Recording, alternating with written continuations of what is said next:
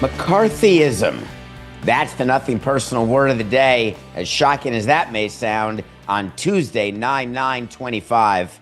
Don't you worry, my favorite 30%. We are not talking about McCarthyism. We're talking about the new McCarthyism. Oh, we could do a whole show about that. No, we're not going to do that. Let's talk about JJ McCarthy.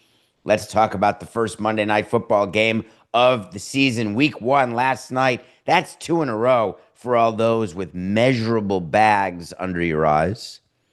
2 primetime games in a row. We started with last night's, 2 nights ago, the insane Lamar Jackson, Josh Allen game, where the Bills were able to prevail. Went into last night, a bit of a yawner. Not that interested. Vikings, Bears, they're both fine. Good storyline. JJ McCarthy, quarterback, playing after being injured. Missed his entire rookie season last year. Remember, he tore his meniscus. He's back, and he's playing. Caleb Williams, the quarterback for the Chicago Bears, good. Upper middle tier quarterback. 2 teams that are trying to get back to purple people eaters, get back to the 1985 Jim McMahon, Steve McMichael, rest in peace, Refrigerator Perry, just trying something. The story of that game is the new head coach for the Bears is that great offensive coordinator whose name you heard all day Sunday, Ben Johnson. Remember, Jared Goff, Lions, all of a sudden can't score. Packers are embarrassing them. Dan Campbell, as he lost it, well, he lost his coordinator. One of the coordinators, Ben Johnson, as we told you, now head coach. Way to go. The coaching tree of Dan Campbell is upon us. Ben Johnson joins the Bears. All right, how's it going to go? Well, the entire game came down to a play that is one of those plays that when you are preparing for a game, all it requires is execution. Because it cannot be that a team is not prepared with what to do on a kickoff with 2 minutes and 2 seconds left in the game, and you are kicking the ball off as a Bears team. You need to get the ball back. You've cut a deficit to 3. There's over 2 minutes to go. You have 1 timeout. You got to get the ball back. Hard stop in order to try to get a game-time field goal at the very least. We are going to be able to talk in more detail about kickoffs and kickoff returns later in the show. However, the very simple rule is if the clock is moving as the clock goes to 2 minutes left in the fourth quarter, or the second quarter, frankly, but let's talk fourth quarter. So if a play starts with 2 minutes and 2 seconds left, which is when the kickoff started, the ball starts. The clock starts when the ball touches a player. Then it becomes a play. So if a guy catches it and starts running, the clock starts when the guy's catching it. If the ball is kicked out of bounds, then the clock never starts, and you're at 2 minutes and 2 seconds, 1st and 10 for the Vikings. So what do you do if you're kicking the ball off? You need the 2-minute warning to stop the clock after first down. It's your only hope of getting the ball back with enough time. 1 first down by the Vikings, game's over. But if you can stop the Vikings from getting a first down and you trust your defense, you got to give your offense enough time. So what happens? The Bears kick the ball off, and what? It gets caught inbounds by a Vikings player who returns the kick, and all of a sudden the clock, because it takes more than 2 seconds to tackle a guy, the clock is below 2 minutes. That's it. No stoppage of the clock after first down. The stoppage of the clock comes at the end of the play, which doubles as the 2-minute warning, which means they lost the 2-minute warning, which means after they stopped the Vikings, they only had like 10 seconds to drive down the field with no timeouts, couldn't get it done, and the Vikings won. That's a major, major coaching blunder for first-year coach Ben Johnson, who's an offensive coordinator, maybe not as focused on time management, maybe not as focused, can't be. I can't even deliver this with a straight face. So let me just tell you how I feel about it. I don't want to sully Ben Johnson game one. Man, the game goes fast. Things happen. It's difficult to be a head coach. When you go from number two to number one, believe me, it's like going from bench coach to manager, going from offensive coordinator to head coach. I got to tell you, not everybody can do it.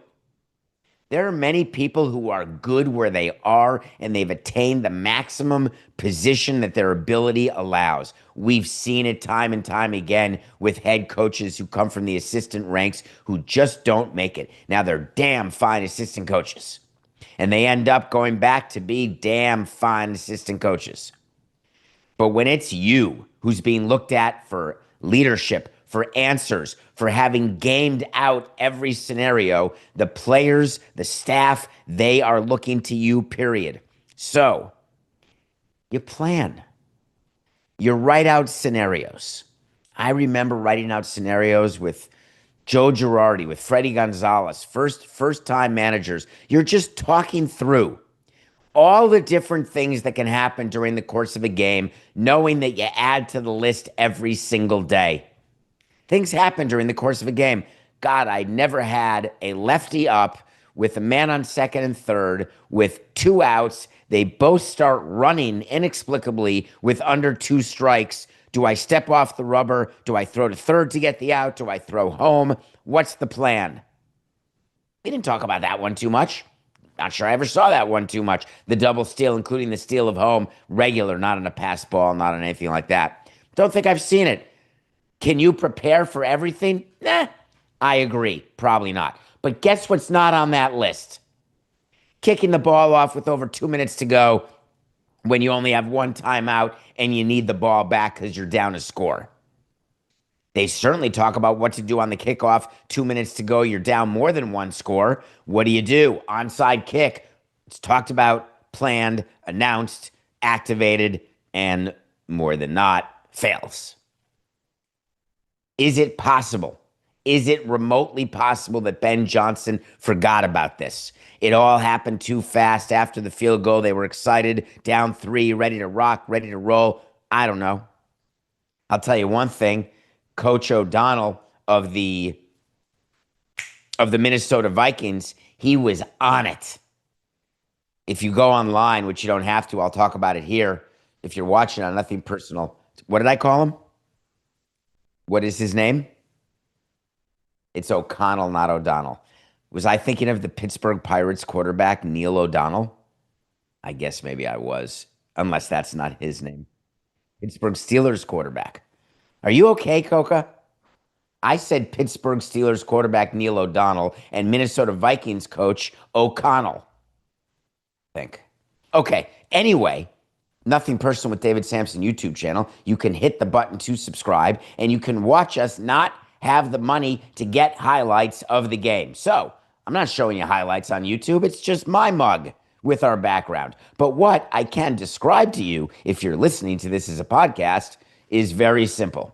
The coach of the Vikings was gesticulating vociferously, moving his hands out, saying, come here, like an air traffic controller on the ground, which would be a ground controller, telling a plane, this way, motioning to his receiver, the guy taking kickoffs, his kickoff returner, catch the ball and run like the wind. Watching the clock go 2:02, 2:01, 1:59, Yahtzee. You cannot allow yourself to be outcoached. You just can't do it. So the Vikings are 1-0. Good for us. We'll learn later in the show. That was a POD. Of course, the Chicago Bears may have had other things on their mind. It's possible that Ben Johnson, while he did say the intent was for the ball to go out of the end zone, good one, but if you can't kick it out of the end zone, why not just kick it out of bounds? Same concept. But I digress.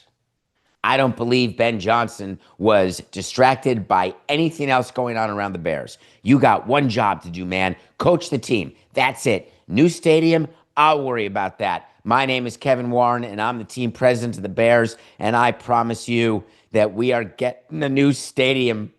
I'm not sure you'll be around, Ben. I'm not sure players are born yet. who will play in it, but you can bet your sweet bipsters that we're after it. We are building the greatest downtown building around Soldier Field you've ever seen. Oh, crikeys, I played the wrong tape. That's one of the things they recorded. We are building the greatest stadium ever in Arlington Heights. That's the one we're supposed to use right now because Arlington Heights is back, baby. If you're living in Chicago, Cook County, or in the state of Illinois, are you getting ready to go back to Arlington? I know you've been there. I know you enjoyed going to potentially the track right around there. I know that you're excited to drive from the city to the burbs to watch your team play. Plenty of teams do it. They're hoping to do it in Cleveland. Well, we've got an update on the Arlington Stadium, and it's pretty good. It's only 43 minutes from Soldier Field, not the end of the world. It's like going from Plantation down to Marlins Park. It's fine. It's not ideal. There can be traffic, except the games are on Sunday, so you feel better about yourself. But there's something that came out from Kevin Warren yesterday that's so good. He wrote a letter to the fans before their season opener, something that I did as part of our first yearbook every year for 18 years. Dear fans, it's an excitement about the season. You mention a few players. You talk about what you're doing off the field, and you sign it. Regards, David Samson, President. Don't you worry. I meant every word of it. It was aspirational after all, so of course I meant it. But naturally, the things you write to fans before opening day, you're so jacked up and you think that everything's going to work out. But this letter was awesome. Talking about the pivotal juncture that the Bears franchise is in regarding its home in Arlington Heights. Man, it's been pivotal for 2 years. But this time, I really mean it. Right now, this is the pivotal time.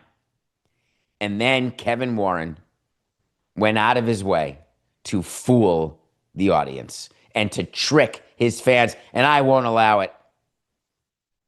He told you that we're building the stadium for zero state money. We don't need any state money for construction. We're not going to go to the state for any money for construction. We're not going to Cook County or anybody for money for construction. They're tricking you. Yes, it is true. They're going to build the stadium in Arlington Heights with private money. But guess what? They need state money. They need state money for infrastructure, ingress, egress, exits, highway, paving, parking spots, the huge. They also need the state to forego property tax on a privately owned piece of land with a structure on it. I don't know about you, but I spent yesterday, after I read this letter, I wrote my own letter. I wrote my own letter to fans of Nothing Personal.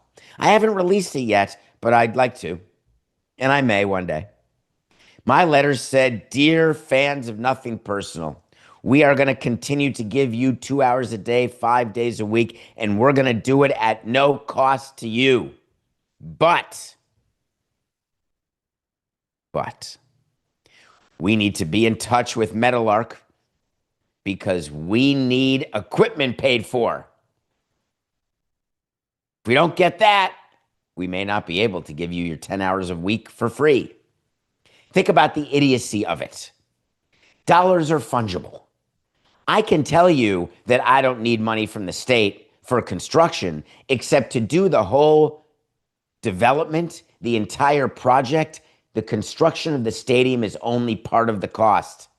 There's an entire another section of every agreement called public infrastructure that always gets funded by the public, and side note, doesn't get announced very often, but it's right there in the public documents. The reason why owning a stadium and owning the land under the stadium is bad is that other teams are not paying property tax. The Buffalo Bills are moving into this amazing new stadium. I'm so happy for the people in Buffalo. It's going to be amazing next season. It really is going to be great. Guess what? The owners of the Bills don't own it. You do. Taxpayers of New York. Congrats. You put $1 billion in, you might as well have an ownership stake. But guess what?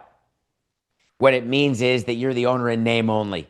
The Buffalo Bills have the right to exploit that stadium for every dollar of revenue and keep every dollar of revenue. I cut the same deal with Marlins Park.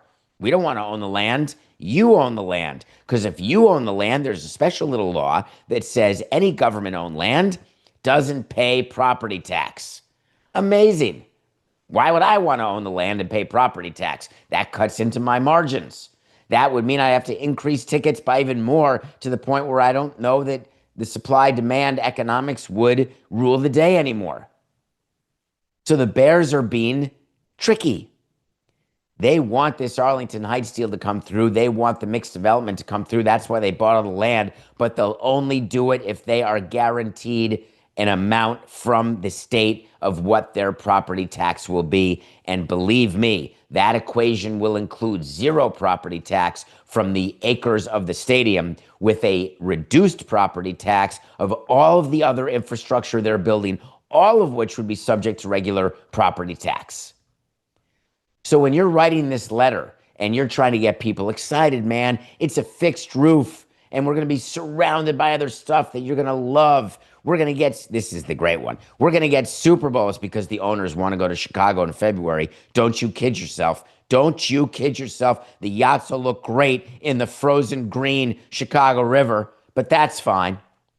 But we're going to have Final Four, global soccer games, concerts, community events, youth events.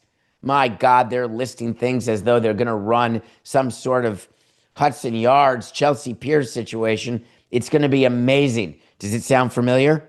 Well, the Tampa Bay Rays promised that. Everyone who builds a stadium these days promises all of the excitement of the ancillary development. We will be the Braves. Well, how many of you go out to the Meadowlands not for a game? I guess they've got the big mall and the big ski slope and the big zero gravity thing. Do a lot of you go to that? Do you? That's cool. Do a lot of you go to Yankee Stadium when the Yankees aren't playing? Just jump on the 4 train, get off, and just walk around, enjoy all of the great development? Don't you worry. I know you do it with the F train. You get yourself to Queens and you troll around the chop shops. You're loving that. Well, maybe when the casino comes, you'll love it.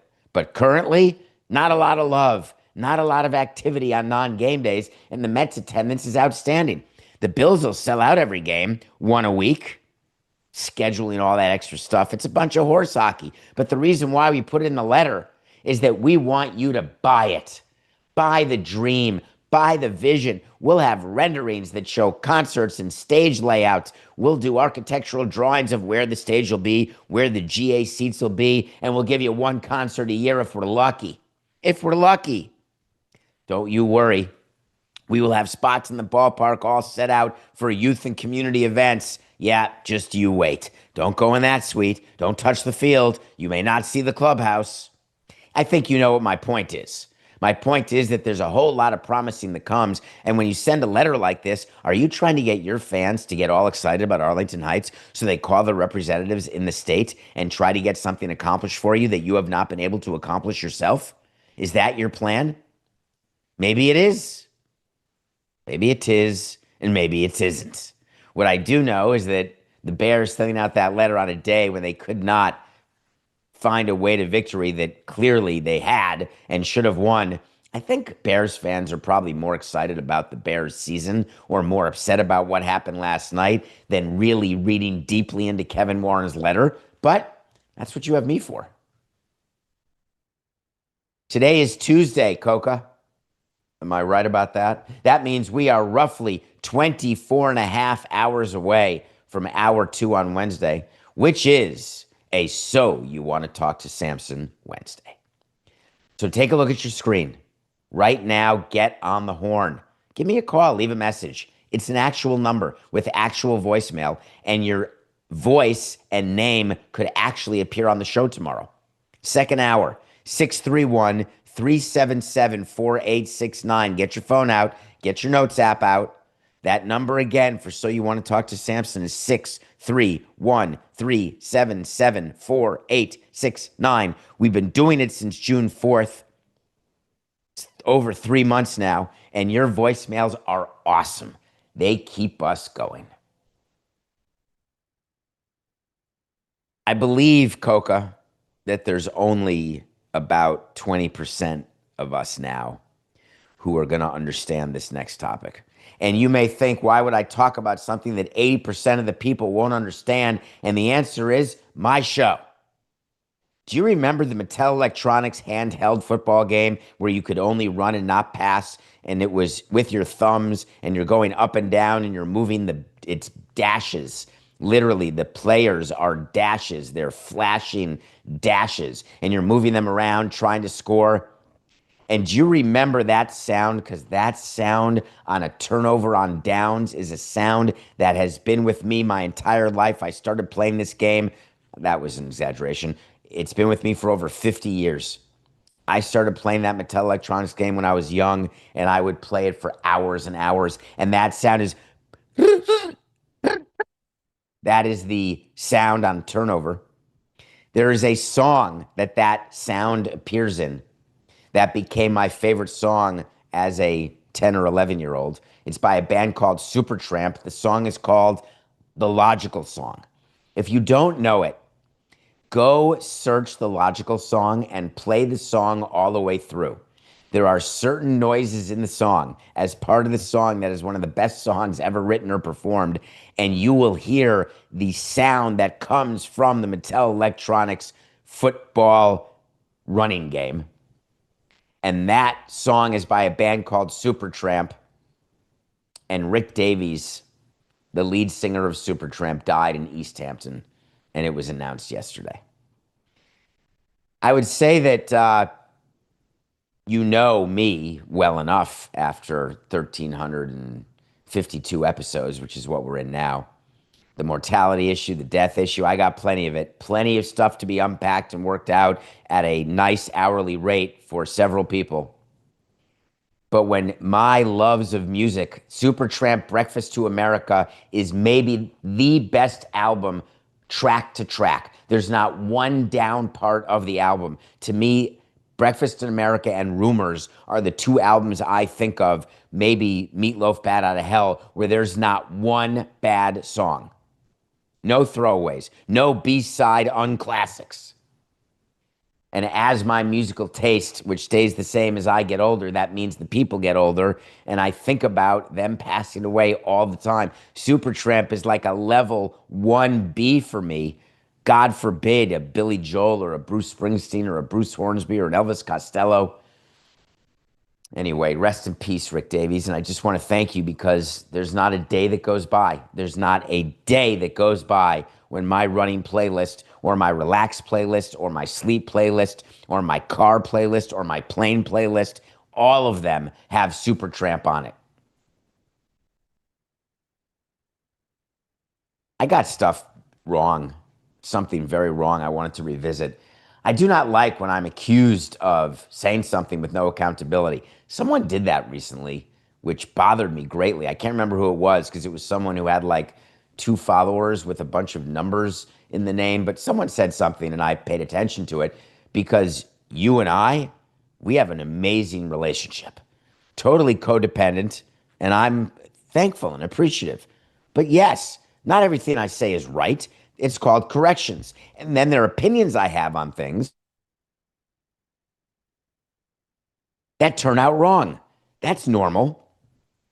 When the NFL was screwing around with its kickoff return rules, and they've changed so much in the past few years in a way that baseball can only be jealous of, because if we do that kind of change, it's front page news, there's editorials coming out, people are losing their minds. The NFL changed its kickoff return where now, if you watch an NFL kickoff, the offense and the defense, the kicking team and the receiving team, they're lined up like 5 yards apart. And then there's a guy back to return and a guy back to kick the ball. But the guy who's kicking the ball off is on his own. Like he puts his hand up for whatever reason. No one's even watching because you can't move until the ball is caught.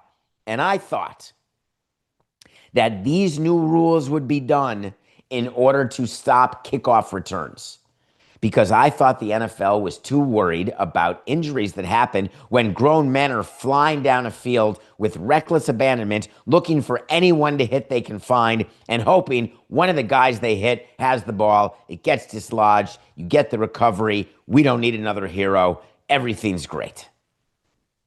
I thought the NFL was making it so kickoff returns would go away. And I got it completely wrong. And I can't believe it. The NFL is trying to change all these kickoff rules because they want more kickoff returns. Why?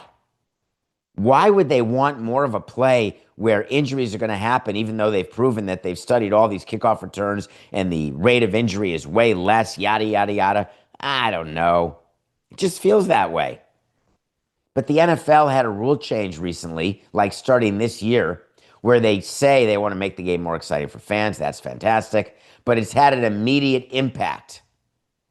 Why? Because they are kicking off now. They are not incentivized to do anything other than kick it off to a returner who is within the 0 to 20-yard line all the way down the field. Because if it's a touchback through the end zone, you're not getting the ball on the 20. You're not getting the ball on the 25. It's coming out to the 35-yard line. If you kick the ball out of bounds mistakenly, it's coming out to the 40-yard line. You're practically in field goal range immediately upon a penalty by the kicking team. So what the NFL said is you all should kick it short, which will give the receiving team no chance but to return the ball. They're not going to want to let it go to the end zone because what if it doesn't bounce in the end zone? What if it doesn't bounce out of bounds? And what if it just bounces as is on a kickoff where it, like a golf ball on a long shot, it just sticks? What about that? So kickoffs get returned. And wouldn't you know it, the first game of the new kickoff rule, of the new placement of the ball, of the new awarding what happens in a touchback, first kickoff of the year. Do you remember what happened? Because you're probably focused on the Eagles game, and you're probably thinking to yourself, hey, Jalen Carter spit on Dak Prescott, didn't he? That's all that anyone's talking about, though the NFL hasn't. But everybody else, are you not remembering what happened on the kickoff when the Eagles were kicking the ball off to start the season? They won the toss. They deferred. That's a new thing. Everyone likes deferring, so they get the ball to start the third quarter. If I have a good offense, I don't want to deter. I want to score immediately. I want to start the track meet immediately. I don't need my defense to set the tone. My offense will set the tone, unless my offense is offensive. So the Eagles kick the ball off, having won the toss, deferred. Cowboys catch it, return. Next thing you know, mayhem. The Eagles fullback, remember what he did to his knee? He was sitting there swearing. He was sitting up, totally conscious, helmet off, and he just started swearing. Because I can read lips. I mean, not as well as some others, but I can read lips. Like when you drop an F you or effing kidding me or F this, F that, you're sitting up and you grab your knee because players know. Much like you would if you're playing pickup basketball over the age of 40 and you look down at your hamstring or your knee and it's exploded because you think that you can do things with your body that you can't do anymore because your brain is tricking you. Well, that's what happened here with the Eagles fullback. He heard the knee. He knew, sat down on the turf, waited to get help on the cart out of the stadium, done for the year. On a kickoff, the very thing that the NFL is trying to avoid, except they're not. The NFL wasn't worried about knee injuries. They could care less about shoulder injuries, about turf toe, about sphincteritis. There is one thing the NFL cares about because that's what costs it money. And the one thing is the old concussion. They do not want anybody to get concussed. The concern will continue to be the kids won't play football. The pipeline will dry up. Existing players will sue when they're gaga because they've got medical bills. Their career got short because there's no guaranteed money. And before you know it, you're screwed as a league. That's what's in their mind. They have been making every rule change, not to eliminate the return, which is what I thought, but to make the return more enticing, if not required. Just think about the odds right now and the numbers. It's crazy. 18.6% of kickoffs have produced a touchback so far this season. That may sound like, wow, 20% of the time they get it wrong. There's no return. Do you know how many touchbacks there were in week 1 last year? 64.5%. 64.5% of the kickoffs ended up being simply the prelude to the next commercial break following a score. It's down to 18.6%.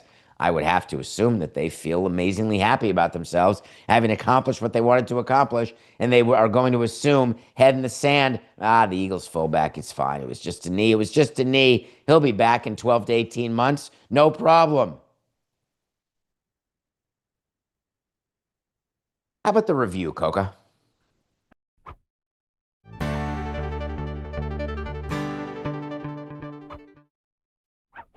Time for the review. I watch a movie every day. Thank you for the suggestion. This one actually came from my mom. Whatever movie suggestions you have, I keep them on the phone and I go movie by movie as long as they're streaming. This one is on Netflix. It's an original Netflix movie, which to me, I have knee-jerk associated with, all right, it could be amazing and it could be just to check the boxer. Well, the Thursday Murder Club is actually both. It's a check the boxer because somehow they found a movie and wrote a movie for older actors, which to me, I love and I hate all at the same time because I'm staring at James Bond who looks 80. I'm looking at the Queen, Helen Mirren, and I'm thinking, golly, she's so pretty but old. I'm looking at Gandhi and I'm saying, Gandhi? Seriously? But Ben Kingsley is so awesome. Helen Mirren, Pierce Brosnan, Richard Grant. These are amazing actors, and they found a way to get a script, and it's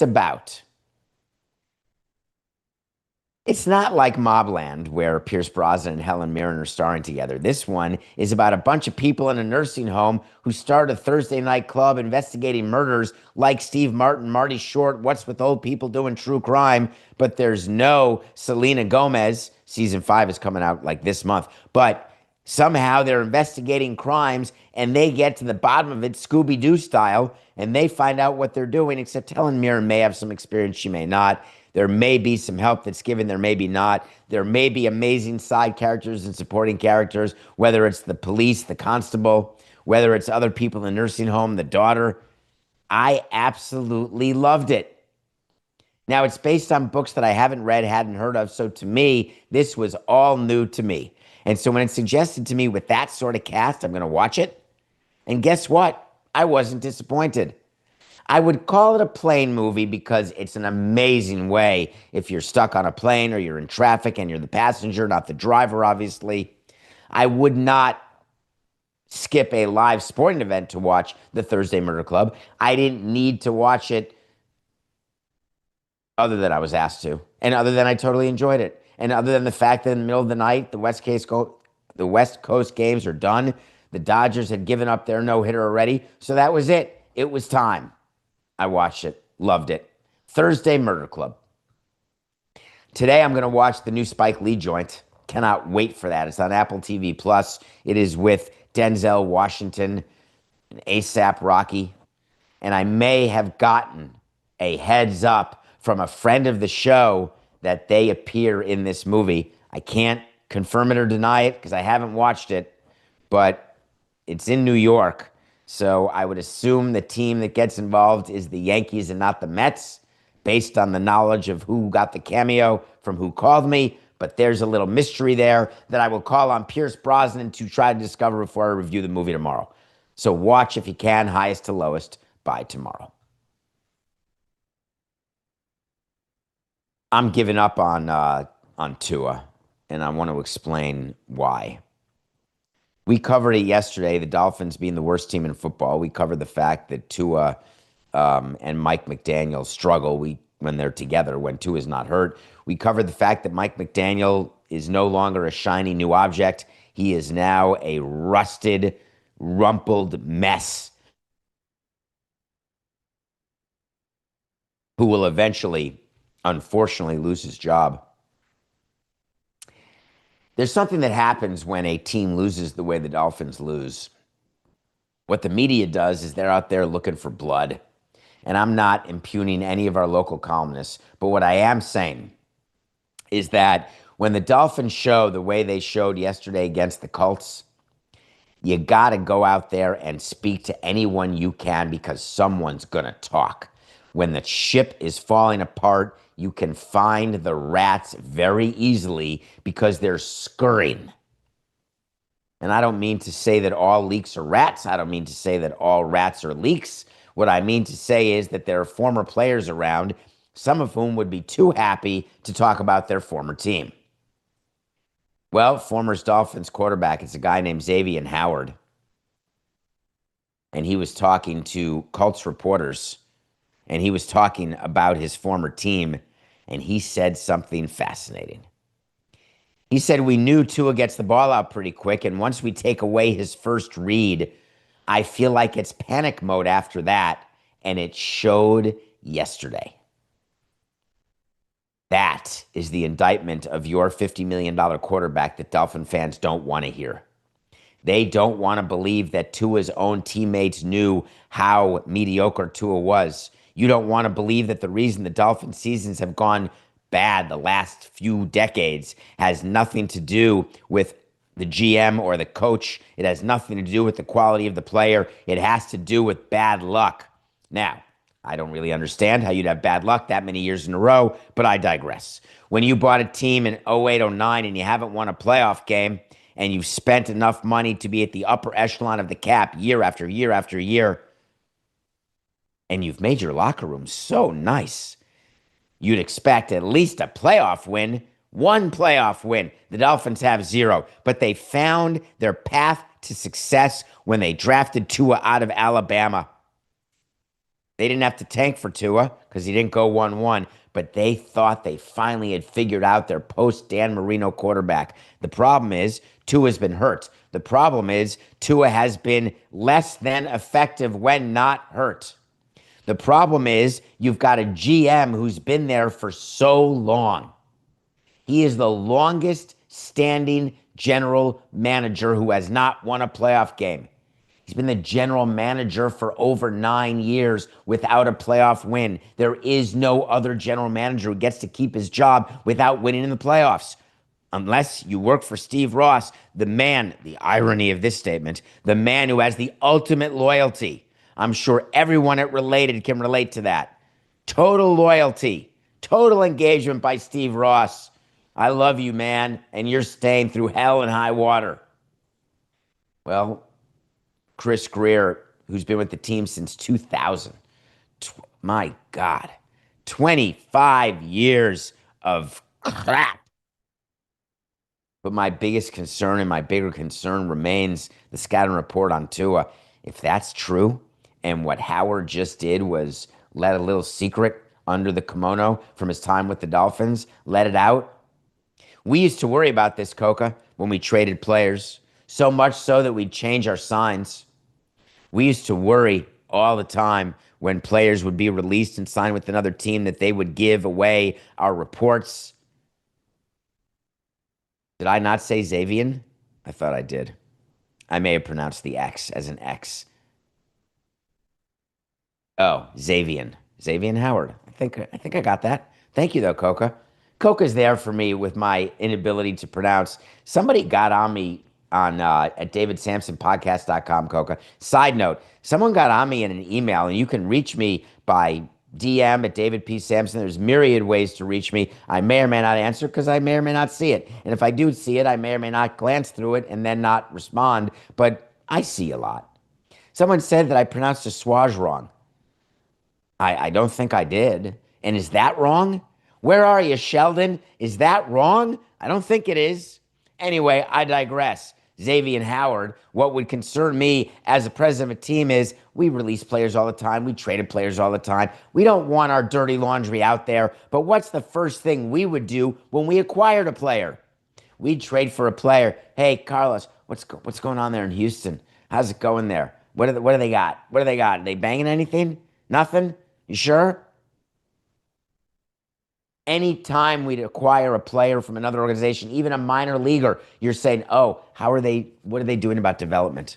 How many reps are you getting in spring training? What are you doing after games? What's the travel like? There's talk all the time trying to get information from players. What you hope to not have out in the world is someone who knows that you're the emperor with no clothes. And that's why there is so much secrecy, even within a team.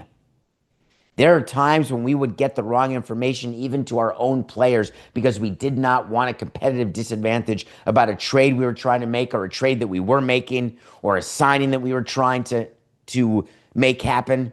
We would want rumors out there of other players who we were interested in. We did not want to show our interest in a player for fear that it would drive up the market in what was always a tough market for buyers acquiring the service of players. But man, I don't want Xavier Howard out there talking about the fact that Tua, the guy who we decided to pay money to and build around, that he panics, doesn't go away after his first read. And then you look at the clips of the game and you're saying, wow, he really did miss a lot of secondary reads. There was a whole lot of second and third optionality open down the field, and Tua was locked in on option one. Boom. Not smart. It will be a cold day in HE double hockey sticks when the Miami Dolphins acknowledge to you that they made a mistake with Tua. I said assuage. Did I say assuage? Assuage? You should assuage. I have been assuaged. Assuaged. I think it's assuaged. I think you're right, Coca. All right, let me go back. Here we go. 4869. In conclusion, Tua will not be the player to lead the Miami Dolphins to the playoffs. Tua will be the player who cannot be released because of the size of his contract and the amount of dead cap money, like over $75 million, that would happen if he were released right about now. So you, Dolphins fans, are stuck with Tua. You're stuck with McDaniel. You're stuck with Greer. You're stuck with Ross. That's just the way it is until the end of the year. And then changes are going to come whole scale, but it's not going to be with Tua. It's still going to be coach, general manager, out. But you're going to line up week one next year, and you're going to look out. You're going to see Tua under center, and you're going to say, crikeys, it's the same. Because at this point in your career, you pretty much are what you are unless you're willing to take steroids and become something that you've never been or better than your best you. And that's not what Tua's going to do, so you've got him. Sorry. Nothing personal pick of the day.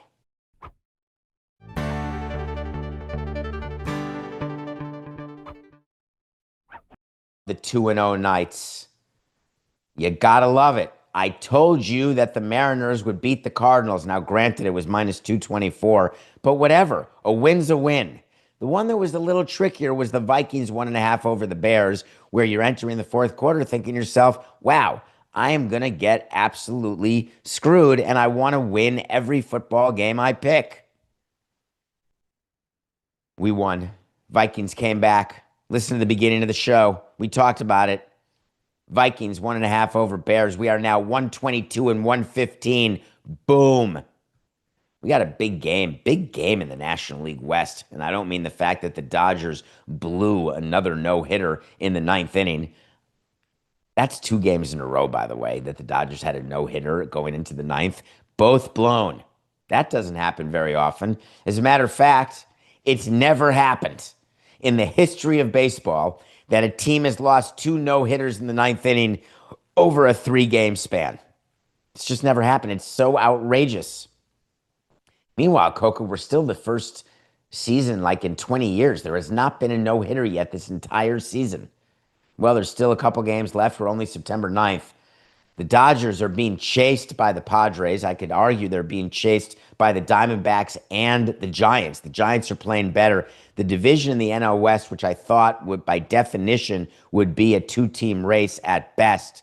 I'm not going to say that it's a 4-team race at all. On the other hand, think about it.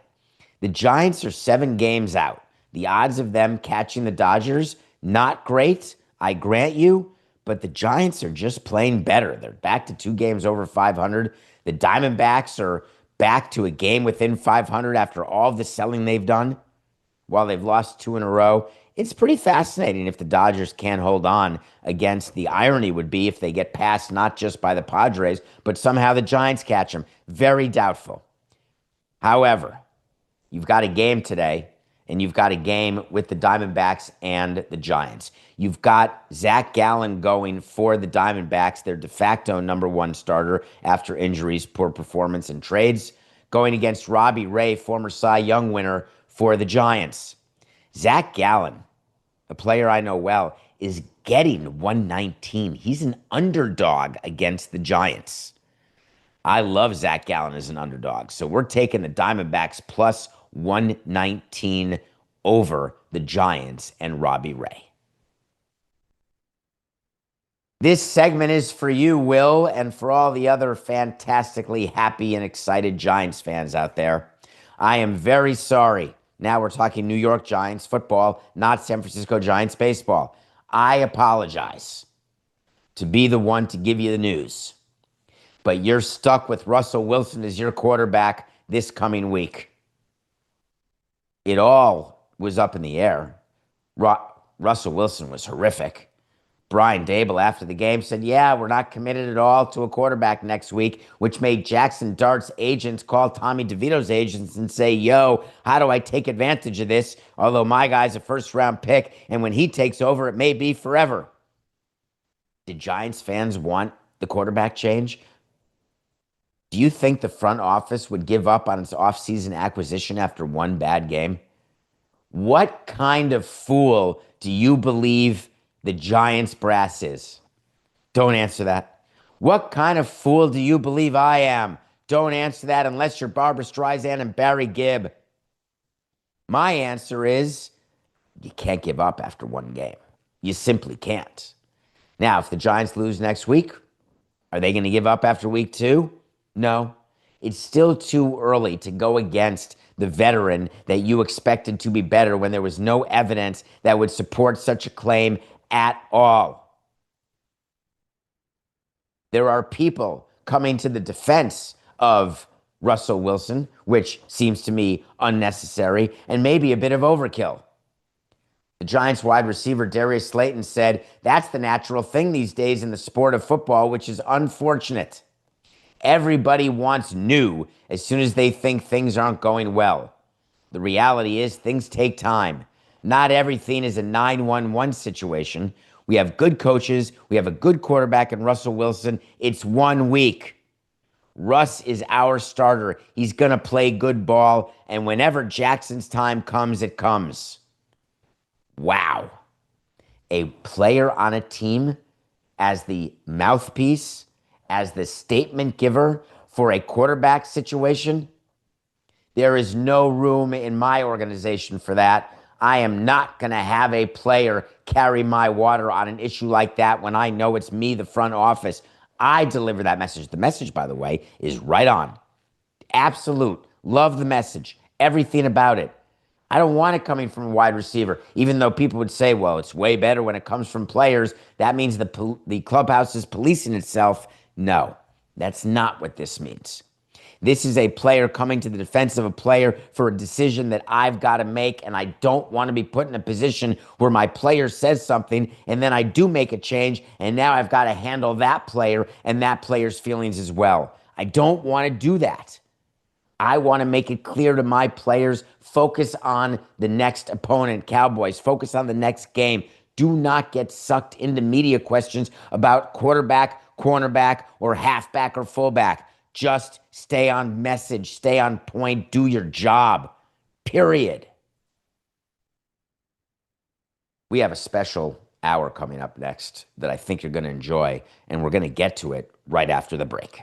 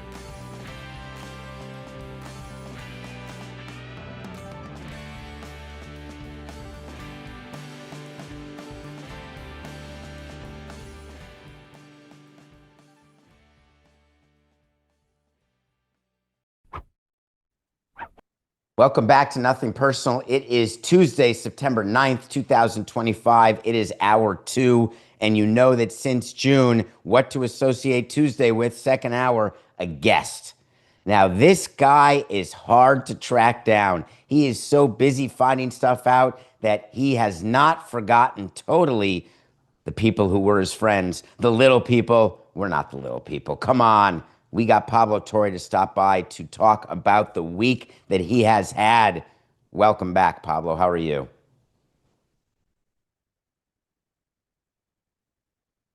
Pablo?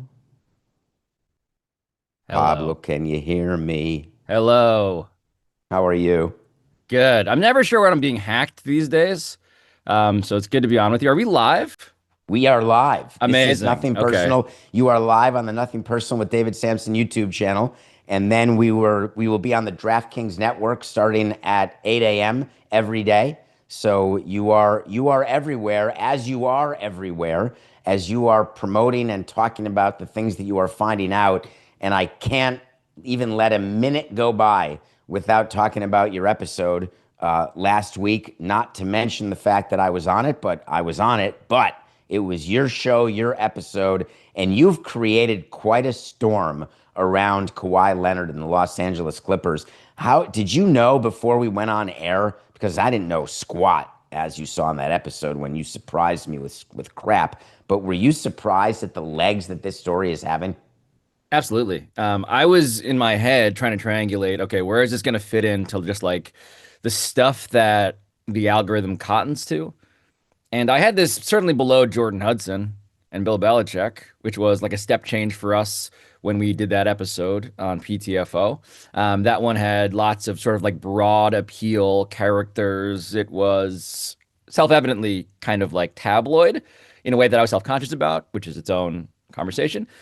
This I was concerned. I mean, look, part of the reason I needed you beyond the fact that you're so good in the role that you have, talking about sports and business. I needed you because I needed to explain complicated, seemingly arcane details about not just business, but like carbon credits. Like we made a carbon offset centric episode, like the number one story in sports, which I think is a testament to just how you do complicated stories in a way that feel fun and, like there's some entertainment value as opposed to just like here's a very academic study. And so for those reasons I was shocked that non-basketball fans would care about this story in the way that they clearly have to get the metrics the way that they wound up being. I was totally floored by that. Because did you get non-football fans to care about the NFL collusion grievance in your We mind? we Because you did. got non-NFL fans to think about Jordan Hudson, that's for sure. Yeah, the NFLPA. So the three sort of like big, broad national stories, there are three or four. But the NFLPA is the last series, the ongoing series that we devoted really a lot of energy and reporting resources to. And that one did get attention beyond the NFL, but it felt fairly contained relative to this one, to the sport it's about. I think people saw this one. I mean, there are a couple of things about it. I think, and we were intentional about this, right? Establish that the comedy of this is that this was a no-show job involving lots of A-list celebrities who did actual jobs. That's why we led with Leonardo DiCaprio and Robert Downey Jr. and Drake and Orlando Bloom and so on and so on.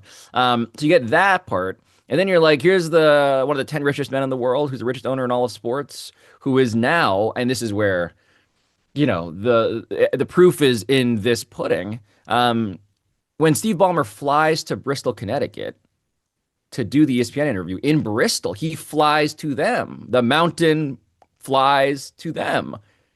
It's unbelievable. I mean, from a pure, just like, okay, the story is real in every way now, in ways that I didn't even anticipate. So let's just rewind and explain to people what you're talking about. The story about Kawhi Leonard and about the possible salary cap circumvention by the Clippers based on an endorsement deal that Kawhi Leonard did with a company that ends up being, side note, a scam company, fraud galore. And Ponzi scheme. side note, Yeah. Kawhi Leonard didn't do anything to get the money. Side note, Kawhi Leonard got paid more money than people you've heard of, and money like 28 million bucks. That's an outrageous amount of money. Then this goes viral to non-NBA fans, and my test is I've got 4 or 5 good friends who are not sports fans, and they haven't heard of 98% of the stuff that I talk about. When I ask them, hey, what about this story? And they know about it, that's a test that you have transcended sports. But then the next day, Steve Ballmer shows up and does a 16-minute and 42-second interview with Ramona Shelburne that we covered here on Nothing Personal in great detail. What I didn't know is that he flew to Bristol to do it. I thought they did it out of ESPN LA, even though it doesn't exist anymore, because that's where Steve is. So do you know that for a fact that he schlepped on Air Bomber to come to Bristol? I mean, I don't think he flew commercial. Bristol notably doesn't have a national airport. I'm not even sure if Bristol has a regional airport. So I know it was in Bristol for a fact. Absolutely. Look, the question, the supposition you made is the appropriate one, which is he's in LA, we presume. Like they have crews in LA. Like, why would you go to Bristol? Which reflects, I think, something about what he wanted and how he wanted to communicate it. And I don't want to get into this all the way here just because, I still have some more reporting to do on it. But what it reflects is a level of urgency and a level of desire to be in a setting in which there would be some semblance of maximum persuasion. And he didn't want to do it over Zoom, clearly. And he was willing to play a road game, as it were. So, And Pablo, that, you've had yeah, go two ahead. reactions, though, to some of the big stories you've had. Jordan Hudson, after your Belichick Hudson stories, she went one direction, and it was really, hey, I don't know who this Pablo guy is, but he's lying. He's a POS. And her responses were not really responding to the facts of the case. They were not responding to your story. It was more responding to you personally. The Yes. NFL collusion grievance story, the responses were actions that were done by the underlying entities. So you had movement in the union when Howell was removed, however you want to say he was removed, and Yep. Treader lost his job. And that was a direct result of your reporting, but it was not an anti-Pablo crusade. That's not what they did.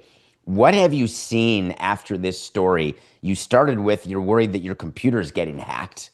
So I assume that is a reflection of your concern that some entity, unless you were joking, but which you may or may not have been, that's the beauty of you, but what has been the reaction you've received of this story about Kawhi Leonard versus the first two that I'm using as a frame of reference? Yeah. So just on the mainstream, Main Street level of like just anecdote, nothing's resonated like this. People coming to me and saying, I just heard these people talk about this thing. I just heard blah, blah, blah. Again, along the lines of what you experienced anecdotally. So I've experienced that. Then there is the level of like, okay, so they're going to talk about me in a way that is very clear. In that interview, Pablo's podcast comes up over and over again. I am proud to be a podcaster for the record, so all good.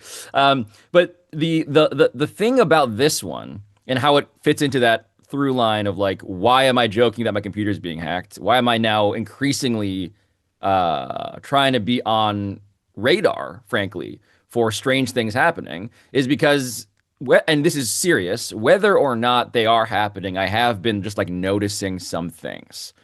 And, I hand up full self awareness. They may be nothing, they may be something.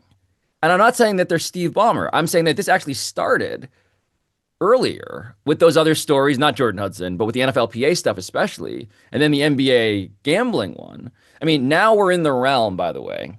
The reason those three stories, and we'll leave Jordan Hudson off to the side here, those three stories, NFLPA, NBA gambling with Malik Beasley, and this one, the reason they all make me think that there's a different sort of crackling, almost electrical energy that I think I'm hearing sometimes on phone calls as well as in the air, is because those are things involving active federal investigations. That's Department of Justice and the FBI. In the case of this story, this is the SEC and the CFTC as well. In the aspiration story, so these are things that have a level of, frankly, seriousness inside of which we are finding all of the fun and entertainment. But we're doing the thing where we are able to laugh because we've reported out the parts that are hilarious, like genuinely funny, which is why I love these stories. And at the same time, these are things in which we are also actively uncovering information that I believe the federal government does not always know. And that's the crazy dance that we do on the show. And I'm surprising you in a mystery box is sometimes also a party that is discovering things for the first time. Not always, but I will say there are definite examples in which they did not know something that we had. The federal government is also looking what's inside that box. And I am trying to be, also respectful and reasonable about what that means and what I'm asking for. Do you have a concern with these investigations that you're doing? Because it really is investigative journalism now. Do you have a concern when you are digging into where the federal government and where there are criminal issues on people misunderstanding and mixing the two up? Because I got that a couple times this week. You are not alleging a crime or proving or disproving a crime committed as it relates to salary circumvention. And that is very clear. That is not what the SEC is looking into. That is not illegal. It's a violation of the NBA rule, but it's a very big difference. But if you're talking about you helping or potentially having a box that the government's interested in, the government's not interested in salary cap circumvention. So you've got things that you think the government's interested in as it relates to fraud of the company aspiration. Well, I think the question I'll keep this general for the time being, but with the full awareness that, of course, like the NBA, it's funny, and this gets to the question of punishment and what is the NBA going to do? That is a fake justice system. We're talking now about the real justice system. The thing that I have found at every sort of turn in a story like this one is that I am not alleging that Steve Ballmer should go to jail or anything like it. What I am alleging is that there are bits of information and people that I have been speaking to who have a question that can only reasonably be impacted by this larger investigation of what did Steve Ballmer know and when did he know it.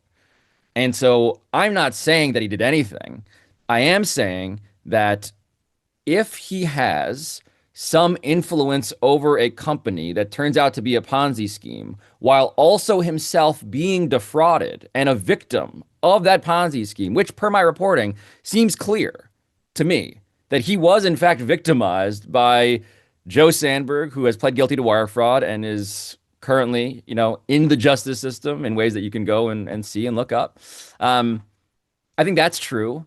The question, though, that other people have at the company is if Steve Ballmer was also getting something that he wanted in the fake justice system world, what does that say about his information in general? And that is their question. I am not saying that I have the evidence that would put Steve Ballmer in prison in the least. I might dare say I might have led with that if I had it in our episode. I don't have that. But I do have people asking questions because their experience suggests that some people at this company and some investors of this company knew more than others about things that may not be criminal, but were nonetheless kept secret. And that is where I think there is a pretty messy, blurred line around the question of who knew what and when. How disappointed do you get when basically your competition or other people in the media who I assume you could be friends with are doing shows and all of them are talking about this topic and your show and mentioning your show and almost unanimously are saying, yeah, that Cuban guy, I think he got it right. There's really nothing to see here. I don't really see any punishment happening. Do you get upset by that? If you had an agenda or a thought that you wanted to see this end with punishment, or do you actually love what people are saying because it opens the door for you to potentially say more? Yeah, I want everybody to say what they think. Just say what you think. And then as time goes on, we can adjudicate what you thought and why you thought it, how you thought it, and whether you still think it. Um, look, I'm somebody who fundamentally is grateful, like genuinely thankful that people are talking about this. So whatever you got, we live in an era where beggars can't be choosers, and we're all beggars, right? Please talk about us. Please, we're all panhandlers. Not above that. Totally get it. It helps, frankly. At the same time, the only thing I want, my only agenda is please, on that same note, please listen to the episode. Just listen to it. Like, it's not just the clip. I know, and again, I'm not going to shake my fist at clouds here.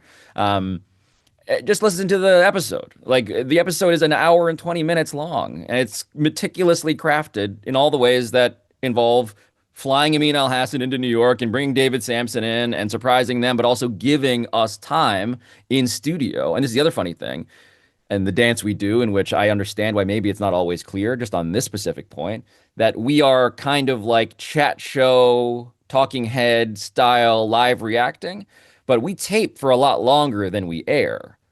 And so the question of like what makes it in is not sloppy, it is meticulous sloppiness.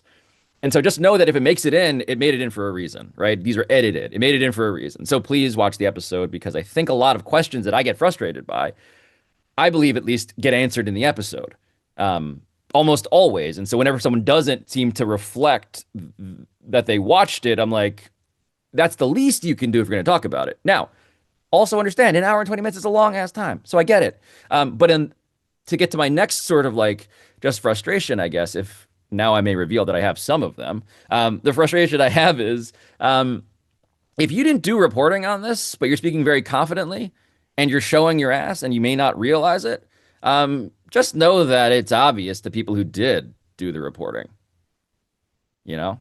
So, Pablo, movies have trailers, and the equivalency to me is a clip that you choose to release about an episode and then release it on social media and then wonder why people make a decision on whether they want to watch the movie based on the trailer. That is very much the world we live in, where we take clips of our shows and we try to convert people from watching the clip into watching the show, but way more people watch the clip than the show. And so the reason I think you're sort of pounding your fist at clouds is you are participating in a way of panhandling that has been going on long before podcasts. It's all the previews, all the trailers. How about the people who write the book summary on the flap of the book as a way to get you to read the book, and people read that in the airport and they're like, not interested, and they don't buy the book. You've got that 4 minutes, or you've got that 2.5 minutes, or that 1 page of a book to get somebody. So ostensibly, you're doing your best to get people to watch the episode from your clip. Is that how you look at it? Oh yeah, and look, I want to be clear. Like two things are true, right? With the trailer, which is the best, I think, analogy for it, is we released this 5-minute clip on Twitter. Let's just pick that as the platform. I didn't check this morning. Last I checked, it was like viewed by 32 million people, right? So amazing success. The conversion rate to the YouTube video, and there's also audio and all that, so I'm not going to even add those, but just like for the YouTube video, we were at, I don't know, 350 something thousand views for the full video. So amazing success, fractional disappointing failure given that amazing success on just this mathematical basis. At the same time, it's objectively the most popular episode we've ever done on YouTube. So like all of this is simultaneously true. And I complain about none of this from the perspective of, ooh, I wish I had more. I think what I am really feeling is just, if you're going to talk about this and weigh in on it from a national media perspective, I just feel like we're taking an IQ test. And I maybe that's mean, but I just feel like if you were to, I don't know, I think in some ways the Main Street sort of setting is pretty useful here. It's sort of like if you were to tell someone this story, here are the basic facts. All you need to know is this series of things. And also, by the way, you should know that, yes, team sponsorships do exist, where players get deals from sponsors that are also advertising with their employer. That is also true. Yes, you can provide all these caveats. And yet, the question is, do you think this met the standard according to the collective bargaining agreement, which should also be in that same exact way, a caveat provided for people, right? If you're going to talk about team sponsorships being common, maybe also point out that the NBA CBA, as you have talked about, David, is not merely direct evidence, but circumstantial evidence, which is to say that we have an hour and 20 minutes of, I don't know what you would call it, but something pretty Somewhere clearly between in between circumstantial and those actual. things. Because Like when you showed me the contracts. contract, I mean, Yes. Pablo, I saw the contract with my own two eyes for $28 million. And I cannot believe the number of people I have seen online. And I guess it's not national. I mean, anybody with a microphone can say anything and be an expert in whatever they want to be, because you can be self-proclaimed expert at anything. But for anyone to confuse the fact that a team sponsor doing a deal with one of its players looks like that Kawhi deal, has never looked at any deals done with players to team sponsors ever.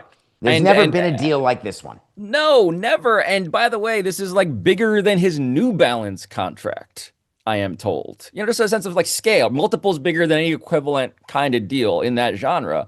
And so I guess the next step is, if you are hearing from people who are saying this is normal, I ask you, as someone with not you specifically, but the royal you, I ask those people if their radar is functioning. Like, why would they be telling you that? Because it's just absurd. And I guess that's the thing about, like, you know, because I think about this a lot, actually. Like, and this is the question you started with, what does it take to make a difference? What does it take to make an impact? And in this case, I do fear sometimes that we put so much into this that it was too much for people to totally like absorb.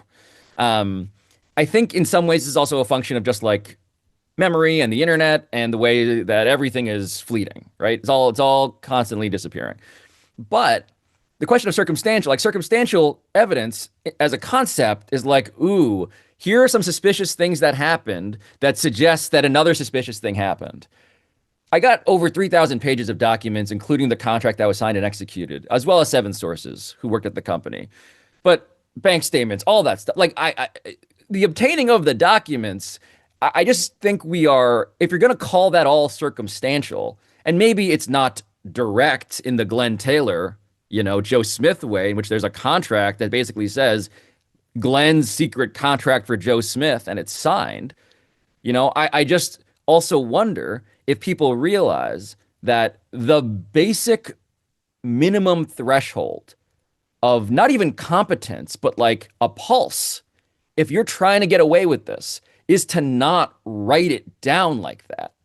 And so once you proceed with that as the modicum of just like brainwave you gotta have, what plausibly could you discover that would ever count as direct is the question that I think we very almost unprecedentedly comprehensively answered, and yet questions remain. So, you know, there's that. And the NBA acknowledges this because the collective bargaining agreement specifically talks about the fact that circumstantial evidence is enough to show salary circumvention. So it literally contemplates exactly what you're saying, when what people, who so-called experts, are saying is, oh, it's 7 sources, that's it, they're all from inside the company, what do they know, they're totally unreliable. Can I address that very briefly as well, David? Not to just steamroll your generosity, but like the people I talk to, do these, again, this is where I'm just like, it's an IQ test. Do these people think that I'm talking to the scammers? Like, maybe my failure was to say, and none of my 7 sources is going to jail, or none of my 7 sources has pled guilty. And I feel comfortable declaring that now. My sources are not Joe Sandberg or Ibrahim Al-Husseini, who's the other guy who pled guilty in that scheme with Joe. These are people that I stake my reputation on. And so the question then for me and how I vet is, how can I cross-check whether what they say is true? And that's why I took 7 months to do this, and why there are 7 of them, which is, by the way, like more than typically is required, right, to go with something. But at the same time, what I also demanded was like the highest, because again, I'm not, look, the show is not called Pablo Torre is Right. The show is Pablo Torre Finds Out. So I will get things wrong at some point, I am sure. I am sure of it. But what I try to do is avoid it, David. And so anyway, last thing is just on that. And that's why I needed the documents. And that's why the documents are in the episode. And can I assume that there will be a follow-up? How does that work in your mind? When do you decide? Last question, and I know you got to go because Yeah. you're finding stuff out, and thank you for your time. But how do you decide when a follow-up is necessary? So it's a very good question. So it took 7 months to do this one. And I just want to tamper everyone's expectations.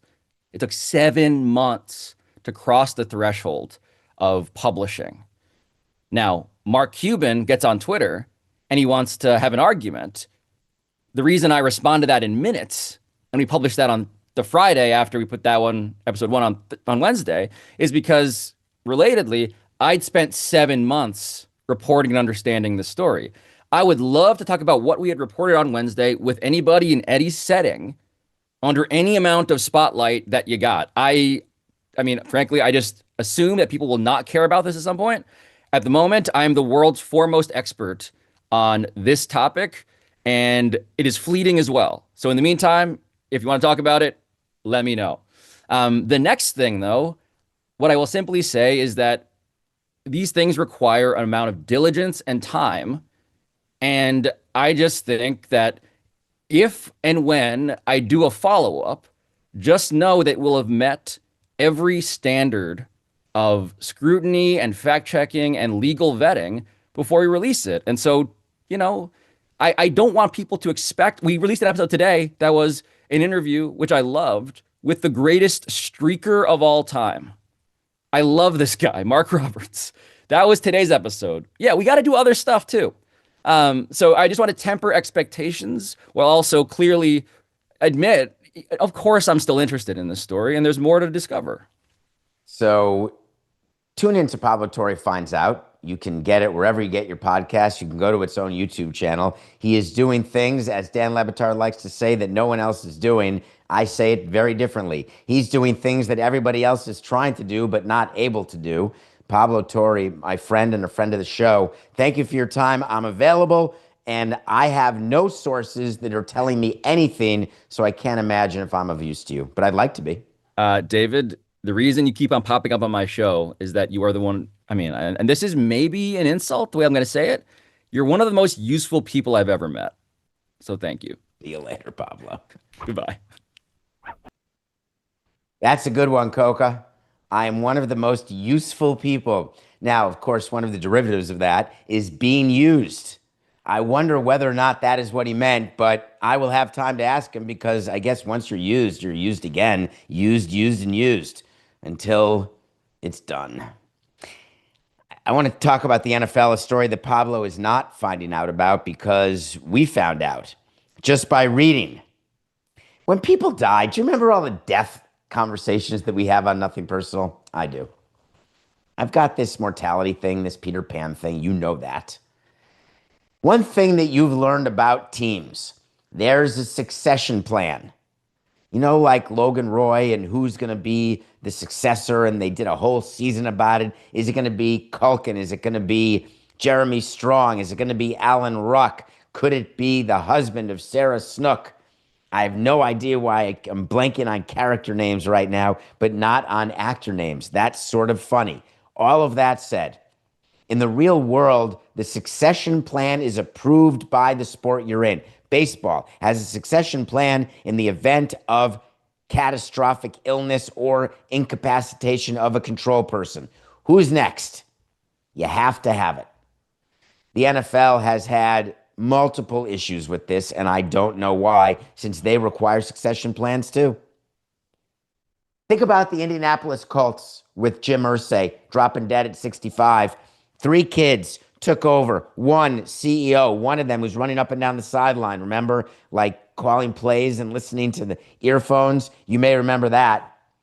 Another kid is working on the community side, on the business side. There's a plan. Jerry Buss, Lakers, dead. Who's taking over? Is it Jeannie Buss? What about the son? They're fighting. Then they stopped fighting. Did they ever stop fighting? God, the examples go on of fights that take place. You had the Bolin family fighting. It turns out that when you're not clear with your kids, issues can happen. With the Houston Texans, do you remember the name Robert McNair? Robert McNair was the founder of the Texans, and he died. And then his sons are Carrie and Cal McNair. And you would think that there would be a simple plan, chain of command. Cal, you've got it. When George Steinbrenner died, it wasn't even simple. You know the name Hal Steinbrenner. Do you remember the name Hank Steinbrenner? Well, Hank was going to be in charge. Hal was going to be in charge. And they had a fight. And now it's just Hal, not Hank. This just happens everywhere. The McNair family is merely the latest example of the sloppiness and what happens behind the scenes in powerful families. There was just a story released yesterday that I read about Fox, Rupert Murdoch. That may have been the original point of succession in the Roy family. They're trying to get things settled. But this McNair fight has one little wrinkle in it that the leagues really don't want. You see, there's an attorney who's made a famous name for himself by suing people left, right, and center, Tony Buzbee. Forget whether you think attorneys belong at the bottom of the ocean, whether you are a Shakespeare devotee. Tony Buzbee is a member in good standing of the bar. He sent a letter on September 8th to the NFL yesterday requesting mediation by Roger Goodell on behalf of someone named Carrie McNair.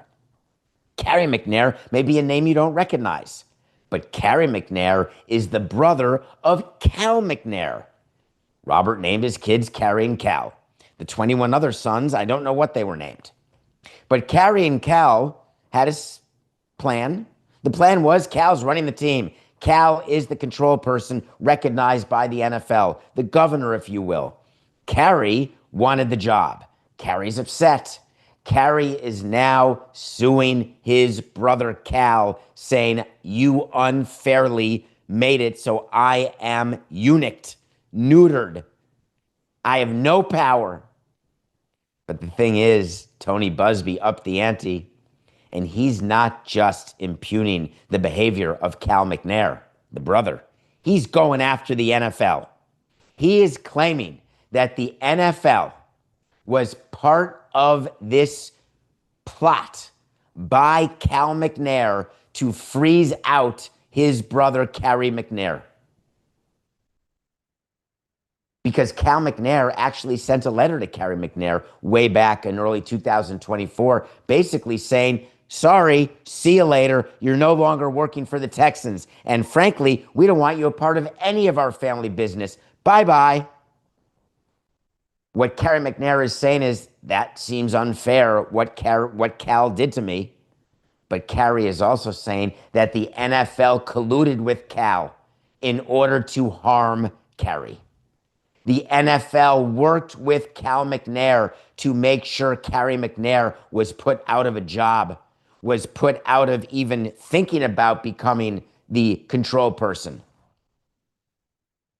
Tony Buzbee is making it clear as the lawyer for Carrie McNair that he wants to know what the NFL's involvement was in working with Cal McNair to the detriment of Carrie McNair, and whether or not that was legal or whether that was tortious interference with the contractual relationship.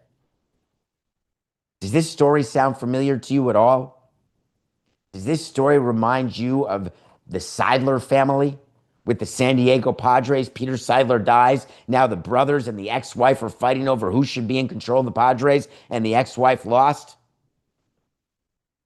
This is happening so often now because sports is big business. Now it happens in families where it's not a big business, where it's two brothers who own something. One of the brothers dies. The other brother doesn't want to work with the son of the dead brother, so they do a lawsuit. They figure out who owns what. They do a buyout. Hey, split $15. See you later. When you are in billion-dollar businesses, people do not tend to walk away from what they think is theirs or what they think they were entitled to based on blood. When you believe that you've got a piece of a company, that all of a sudden you lose your piece because of the action of someone else, it doesn't matter that it's your brother. I've seen friends, God, I've got friends whose the lawsuits within their families, the siblings who sue each other over the estate of their parents, common. I've seen it up close and personal, and it's ugly. It's bad. And it's all done because the people who die are unwilling to have the conversations with the heirs while they're alive. They say, oh, we got a will. You'll read the will when I croak. I'm not going to answer any questions. I'll be 10 feet under. What do I care? I'll be 10 feet over. What do I care? It doesn't matter. The fact is, if you want to avoid any litigation, if you want to avoid the problems that are now happening in the NFL, it requires communication. That's it. And the communication in this case was not done properly. And now you've got the McNair brothers going after each other. And the NFL is stuck having to answer to whether or not it supported its control person. Which, side note, wink, wink, you're god dang right they did. That's what the leagues do. If you are the control person or the governor for a team that's in a league, you're going to get supported as long as you're not racist, as long as you don't circumvent the salary cap, as long as you play by the rules and you vote on the right side of the issues, you will have the support of the league like it's your best buddy. And the minute you cross them, you've been Heisman'd. Leagues aren't stupid. Commissioners aren't stupid. They didn't get to where they are, the position they're in, by not understanding what levers of negotiation to pull, about what levers to pull as it relates to their owners, the people who they supposedly work for. Believe me, commissioners keep track. Carrie McNair has zero chance to prevail over Cal McNair, not because it's arbitration or mediation with Roger Goodell, whether this goes to court the way the Gruden situation could, the way the Brian Flores situation could. The reality is that the NFL supporting its governor, its control person, that's as ordinary as a Tuesday following a Monday. Not what Tony Busby thinks, though. If you're Caitlin Clark, why aren't you playing in the Unrivaled League yet? I don't know if you've been reading about this, but yesterday, Unrivaled is that 3-on-3 women's league that played in Miami last year. They go to Miami for weeks. They play 3-on-3, and it's an off-season place for WNBA players. Remember Unrivaled, John Skipper, co-founder of Metalark, is involved in Unrivaled. I've told you that. I am not. Coca is not. However, do you remember when we talked about that Unrivaled offered an opportunity to these players to make more money in one stretch than they do in their entire rookie contract? Do you remember when we talked about if there's a player like Paige Beckers, when she comes into the WNBA, she will not have the ability to make money the way she would with Unrivaled, which is how Unrivaled has gotten so popular and so many players to play for it. When you see the money, you want the money, and there are equity pieces involved. Players don't own a part of their league, no matter what Steph Curry wants or says. They don't. But in Unrivaled, the players actually get an equity piece of Unrivaled. And Unrivaled just finished raising money at a $340 million valuation. Think about that. They've had a 10x increase since last year when they raised money at a $34 million valuation. They added a zero over the course of a year. Imagine if they do that again and it becomes $3.4 billion. I'm not even going to give you a wait to see, but Unrivaled is not worth $3.4 billion after next year. They're going to have to stop moving the decimal points. But in this case, they moved it and nobody's blinking. The reason nobody's blinking is they've got a CEO, a guy named Alex, who happens to be married to one of the co-founders, one of the players, as you know, or you may not know. But the president is married and the husband of Link Center and the league co-founder, Collier. So why is that interesting? Because when valuations go up, so does the value of the stock that's held by the stockholders. Except if you are Nafisa and you're talking to your husband about growing Unrivaled and you want to get to a higher valuation because you want your shares to be worth more, it only works if you get a transaction at the higher valuation. You can't just say, hey, I woke up this morning feeling really good about myself. Our value is higher by 10x. The market wouldn't stand for that. But when the market allows for it because your shares have gone up if you're public, or people are investing in Unrivaled at a certain agreed upon value, that becomes the new value. What an amazing concept that Unrivaled has turned out to be. And as they decide what they are going to do they expand? Do they become a traveling show where it's not just Miami? Do they build that sort of arena like they built in Miami and other cities? Does it just get filmed from a sound studio, which is really what Miami is? Is that where the money is? Because it's all TV anyway. It's not about the gate. If you get a TV deal, which Unrivaled did, frankly, you want your cost of production and your cost of talent, your cost of goods sold to be as low as possible. Players are highly incentivized to make Unrivaled work because they get equity. And this is where my thought process ends. Because Caitlin Clark was offered equity last year at a $34 million valuation. Is that offer still standing? Is Unrivaled willing to make Caitlin Clark like MLS made David Beckham, where you can get an expansion team no matter how long it takes at this very tiny expansion fee, $25 million, while other teams have gotten expansion teams and they've paid way more in expansion fees since the David Beckham $25 million? When Caitlin Clark was offered equity, was she offered at $34 million? And is that offer still on the table? Because if it is, how is Caitlin Clark not accepting? Why would she not meet with Unrivaled and say, I want to be a partner. I will take the equity and I'll play for you only if I'm not injured. I'll play for you if I've played for the Fever the entire season and only lost 2 games. You can negotiate a provision that allows you to play or not play at your pleasure if you're Caitlin Clark. If you're Caitlin Clark, you've earned the right to make the money without doing the work, going full Kawhi. You've earned that. Why would they not have done that deal yet? Because soon, Unrivaled is going to say to itself, Caitlin Clark, we got a $340 million valuation without Caitlin Clark. We don't need Caitlin Clark. She's not going to give us a 10x. Or does the WNBA look at the Unrivaled league and said, wow, you guys are getting to be worth so much, we better buy you this second, because we don't want these players pretending they're so unhappy with us and so happy with you because you pay so much for a small little 3-week gig in Miami or wherever the traveling circus may go. No, no. If you are Caitlin Clark's business manager and you have not done the deal with Unrivaled, you've missed the boat. It was automatic imputed profit. If you could buy equity at $34 million and have now an exit strategy where the equity is worth an enterprise value of $340 million, come on. It seems so obvious to me. I don't know why Caitlin Clark's agent has passed, and I don't care about injuries or that she hasn't played or that she announced she was out for the season. This is almost like an endorsement deal. You do a deal, you get a little shtup of equity. Maybe some cash too. When Unrivaled is paying its players the average of $220,000 a year, and you know that that's more than basically an entire rookie contract, you know that you've got a system that's going to scare the existing league. You know you're onto something. And what do if you are being found out or exposed? You make it go away.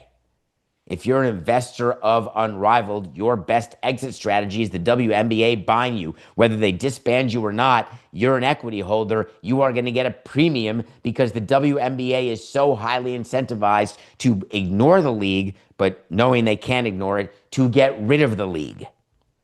And I believe that is what you are going to have to see. 2 things. Wait to see when we tell you something's going to happen.